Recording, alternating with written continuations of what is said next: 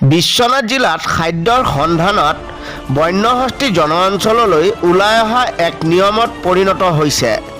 জিলাখনৰ কাজিৰঙা ৰাষ্ট্ৰীয় উদ্যানৰ ষষ্ঠ আৰু দশম সংযোজনত যাতায়াতৰ বাবে ব্যৱহাৰ হোৱা কৰিডৰত ৰাজেশ কুমাৰ গুপ্তা নামৰ ব্যক্তিজনে এটা চাহ ফেক্টৰী স্থাপনৰ যোজা কৰা দেখা গৈছে।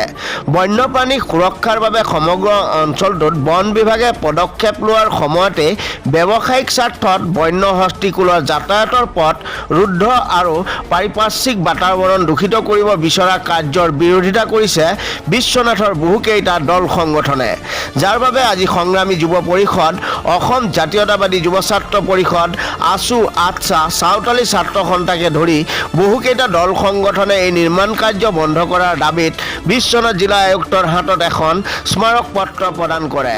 দল সংগঠনসমূহে হাতী আৰু মানুহৰ সংঘাত বৃদ্ধিৰে পৰিৱেশ ভয়াৱহ কৰিব পৰা এই ফেক্টৰী নিৰ্মাণ কাৰ্য বন্ধ কৰিলে ৰাইজৰ নিৰাপত্তা সুনিশ্চিত হ'ব বুলি উল্লেখ কৰে। যদিহে এই নিৰ্মাণ কাৰ্য জিলা প্ৰশাসনে শীঘ্ৰে বন্ধ কৰাৰ ব্যৱস্থা নকৰে তেন্তে তীব্ৰ আন্দোলন কৰাৰ হুংকাৰ দিয়ে দল সংগঠনে। উল্লেখ্য যে বন বিভাগেও ফেক্টৰী স্থাপনৰ অঞ্চলটোক বন্যহস্তীৰ বিচৰণৰ অঞ্চল বুলি চিহ্নিত কৰিছে।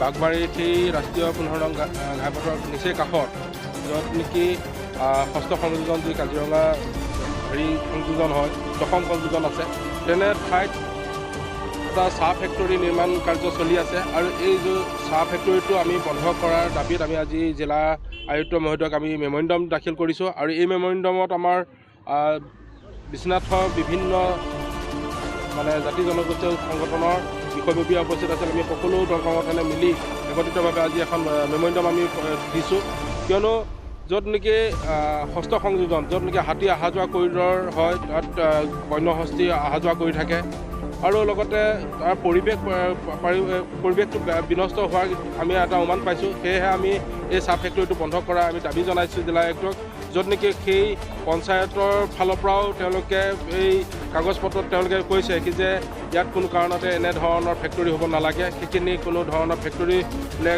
কনভাৰ্ট হোৱা নাই মাটি। দ্বিতীয় কথা হৈ গ'ল কি যে যি বন বিভাগেও সেইখিনি কথা তেওঁলোকে নিজৰ NSCখনত লিখিছে কি যে এই জেগাখিনি হৈ গ'ল হাতী চলাচল কৰি থকা, অহা যোৱা কৰি থকা এটা পথ। সেইটো কাৰণে আমি এই বিষয়টো লৈ আজি মেমৰেণ্ডামখন দিবলৈ আহিছোঁ আৰু এই মেমৰেণ্ডামখনত আমাৰ গোটেই বিষয়বস্তুখিনি আমি লিখি দিছোঁ।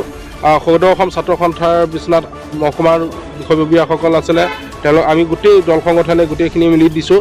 সংগ্ৰামী যুৱ ছাত্ৰ পৰিষদৰ বিষয়ববীয়া আছিলে, আজি অসম জাতীয়তাবাদী যুৱ ছাত্ৰ পৰিষদৰ জিলাৰ সভাপতি ডাঙৰীয়া আছিলে, চাওতালী ছাত্ৰ সন্থাৰ সভাপতি আছিলে, ইয়াত আটছাৰ জিলাৰ সভাপতি আছিলে, মুখে আমচুৰ জিলাৰ সভাপতি আছিলে। সকলোৱে মিলি আমি একত্ৰিতভাৱে আজি এই বিষয়টো আমি স্পৰ্শকাতৰ বিষয় বুলি আমি অনুমান পাইছোঁ আৰু সেয়েহে আজি এই মেমৰেণ্ডামখন দিলে আমি জিলা আয়ুক্তৰ মহোদয়ক আমি দিছোঁ।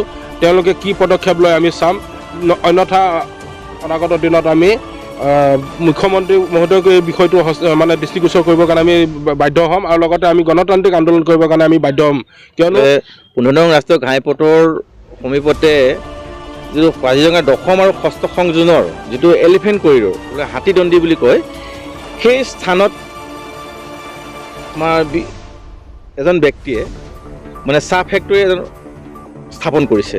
চাহ ফেক্টৰী স্থাপন কৰাৰ লগে লগে সেই আমাৰ ধৰক বন্যপ্ৰাণী হিচাপে বৰ্তমান হাতী জনাঞ্চললৈ আহিব। জনাঞ্চলত যিখিনি মানুহৰ উপদ্ৰৱ বৰ্তমান বন্যহস্তী চলি আছে, সেই যদি হাতী কৰিডৰত যদি এটা চাহ ফেক্টৰী উদ্যোগ হয়, সেই হাতীখিনি মানুহৰ আশে পাশে থকা অঞ্চলত উপদ্ৰৱ বেছি হ'ব। সেই ফেক্টৰীটো বন্ধ কৰাৰ দাবীত আমি যে অসম জাতীয় যুৱ ছাত্ৰ পৰিষদে উপায়ুক্তৰ জৰিয়তে অৱগত কৰিছোঁ যে এই ফেক্টৰী ভাগ বন্ধ হ'ব লাগে। আমি এই বিষয়লৈ আমাৰ অসমৰ মুখ্যমন্ত্ৰীকো আবেদন কৰিছোঁ যে এনে বিষয়ত তেওঁ হস্তক্ষেপ কৰক।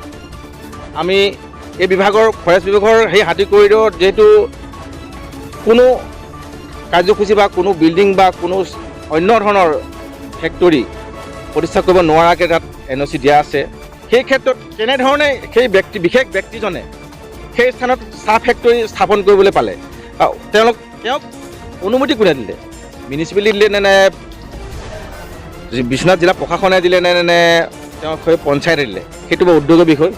যদি ইয়াত কোনো তৃতীয় পক্ষ জড়িত হৈ আছে, আমি তেওঁলোককো সকীয়াই দিব বিচাৰোঁ অসম জাতীয় যুৱ ছাত্ৰ পৰিষদৰ পৰা যে সকলোৱে যে আমাৰ এই বনসূচী 6ষ্ঠ বা 10ম কৰিডৰত হাতী অহা যোৱা কৰিডৰত কোনো চাহ ফেক্টৰী বন্ধ কৰিব লাগিব আৰু কোনো পধ্যে হ'বলৈ আমি নিদিওঁ, নহ'লে আমি গণতান্ত্ৰিক আন্দোলন কৰিবলৈ বাধ্য থাকিম।